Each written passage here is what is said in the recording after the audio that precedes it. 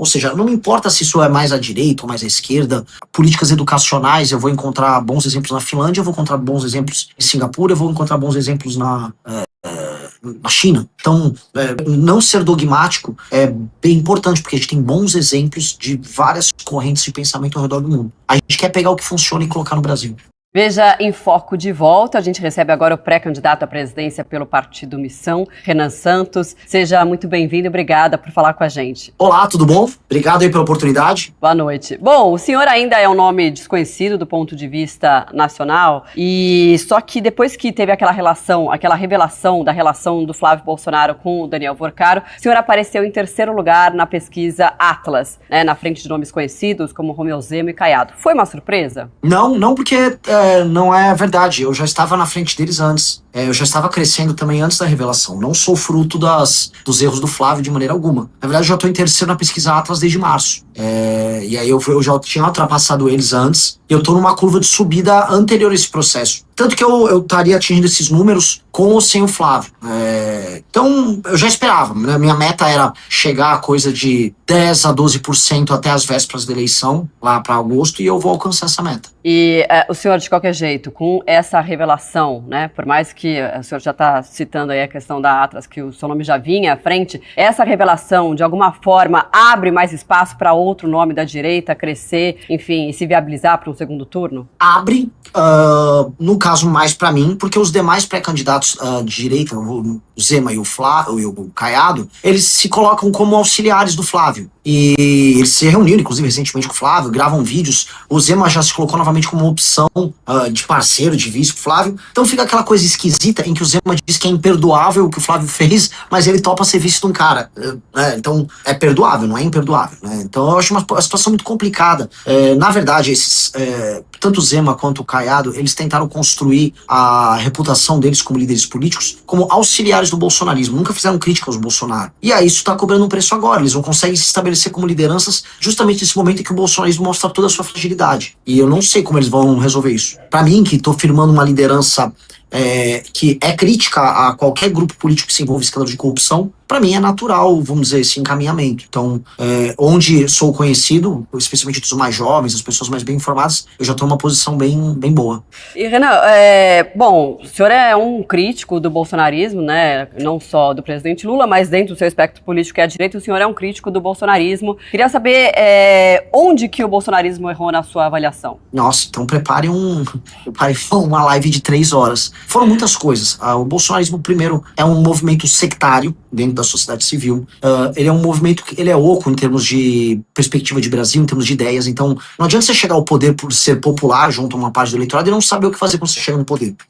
Terceiro, que a família Bolsonaro já estava envolvida em escândalos de corrupção antes mesmo de chegar no governo em 2019. E essa corrupção pretérita, especialmente do Flávio, cobrou um preço. Tanto que o Bolsonaro teve que destruir a Operação Lava Jato, o próprio aparato de investigação do Estado brasileiro, num acordo com a STF para salvar o Flávio. O Bolsonaro não fez um bom governo, ele se comportou de maneira bizarra ali na pandemia, ele manipulou seus seguidores por muito tempo, enquanto especialmente seu filho Flávio fazia negócios. Esse é o problema, o seu filho Flávio diz que é um representante da moral e dos bons costumes da família brasileira, enquanto ficava fazendo negócios com gente que não presta durante todo esse período e traindo esse próprio eleitor. O eleitor ficava indo pra frente de quartel, né, pedir intervenção militar contra o STF, enquanto o Flávio fazia negócios com caras que andavam com essa turma do STF. E aí, cara, isso é insustentável. Né? Isso é um projeto político insustentável que se baseia na mentira, especialmente na mentira sobre idosos. Você ficar enganando os senhores e senhoras de idade, que é o que o Flávio faz, que o bolsonarismo faz, eu acho uma das coisas mais canalhas. É a versão política do escândalo do INSS. Porque o escândalo do INSS era uma forma de enganar idosos para tirar dinheiro deles. O Flávio Bolsonaro basicamente enganar idosos para tirar voto deles. Eu acho isso horrível. O senhor também, né, se coloca como nome antissistema, lembrando que o ex-presidente Bolsonaro também fez isso quando venceu em 2018.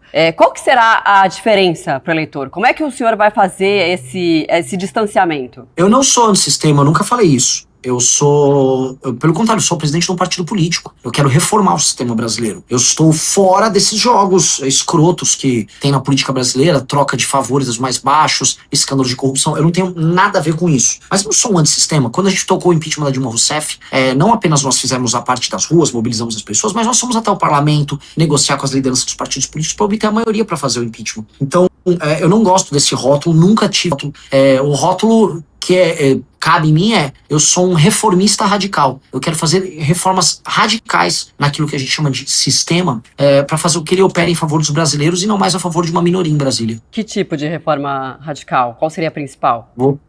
São muitas, desde reformas que vão no campo fiscal e econômico, reforma de competitividade, até uma reforma profunda no sistema penal, uma reforma no sistema persecutório do Estado brasileiro para enfrentar o crime organizado, uma reforma que tem um impacto político, uma reforma de gestão das cidades brasileiras. Boa parte das cidades brasileiras elas não têm função, elas apenas vivem de orçamento que vem do governo federal e não entregam bons serviços públicos e não impõem a si próprias a necessidade de fazer seus cidadãos terem atividades econômicas de modo aos cidadãos se emanciparem da dependência do Estado. E nós temos uma reforma profunda para alterar isso.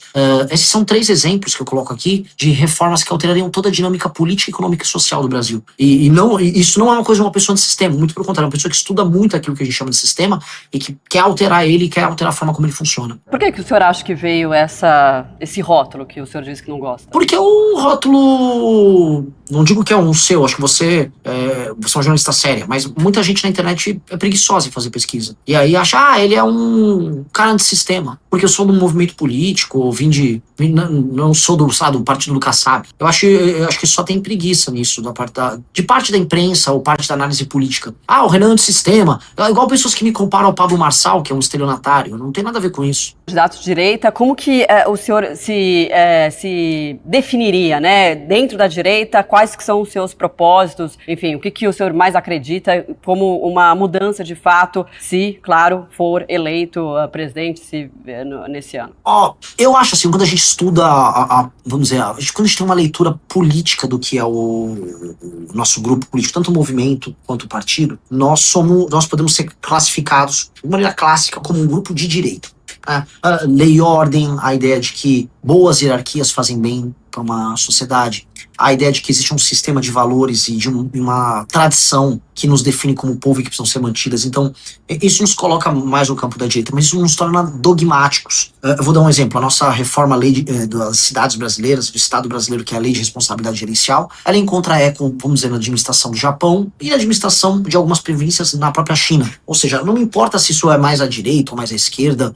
Boa parte das políticas que a gente adota, elas são adotadas em nações que têm um perfil mais à direita, outras que vão ter um perfil mais à esquerda. Quando a gente olha, por exemplo, políticas educacionais, eu vou encontrar bons exemplos na Finlândia, eu vou encontrar bons exemplos em Singapura, eu vou encontrar bons exemplos na China. Então, não ser dogmático é bem importante, porque a gente tem bons exemplos de várias correntes de pensamento ao redor do mundo. A gente quer pegar o que funciona e colocar no Brasil. O senhor pensa em alguma possibilidade de compor uma chapa com outro nome da direita? Em que sentido? Sim.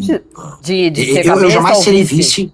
Ok. Eu jamais seria vice em nada. Nada, absolutamente nada. Bom, se alguém quiser ser vice, aí tem que me procurar. Sim, o senhor vê essa possibilidade, essa conversa, alguém quiser, essa aí tem que me procurar. Não, sim.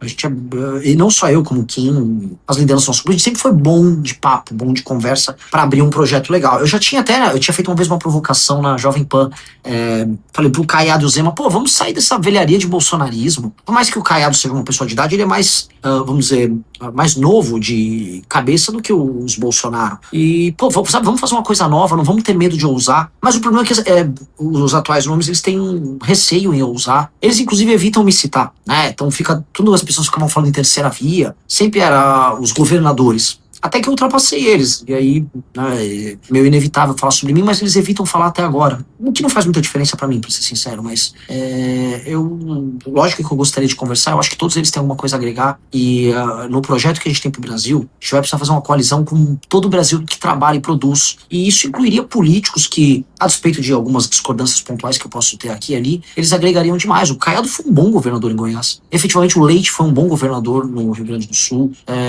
Ratinho não diria com a mesma energia, mas o Zema tem alguns pontos positivos para trazer do governo de Minas Gerais. Então, sim, a gente toparia sentar e conversar e compor um projeto comum de Brasil. Mas, naturalmente, o projeto é o nosso. Até porque, vou dar um exemplo. Eu tô aqui com o livro Amarelo, né? Que é o programa nosso. A gente publicou 6 livros com estudos e projetos pro Brasil. A gente estudou muito para chegar até aqui e tá propondo muita coisa. E, infelizmente, eu não vejo das demais pré-candidaturas nada nesse sentido. E como eles não têm, então, bom, plano nós temos, as pessoas já estão reconhecendo, eu estou ultrapassando eles mesmo tendo muito menos recurso no nosso partido político.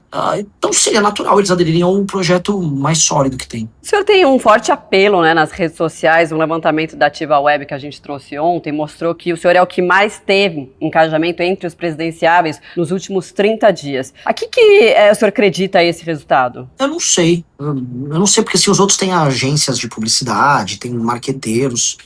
Eu gravo meus próprios vídeos, eu faço os roteiros dos próprios vídeos, eu tenho uma ou duas pessoas que me filmam, o tipo de visão de mundo que eu divulgo, a visão de mundo que eu divulgo nas minhas lives. Acho que nós somos muito originais no que nós fazemos, o Partido Missão, o Movimento Brasil Livre, e nós temos uma visão otimista do Brasil. Então, quando eu falo dos problemas, eu quase sempre, os vídeos, eu trago as soluções. E eu falo, vamos imaginar um Brasil melhor? Eu não sou aqui, eu não tô me colocando igual o Lula hoje faz.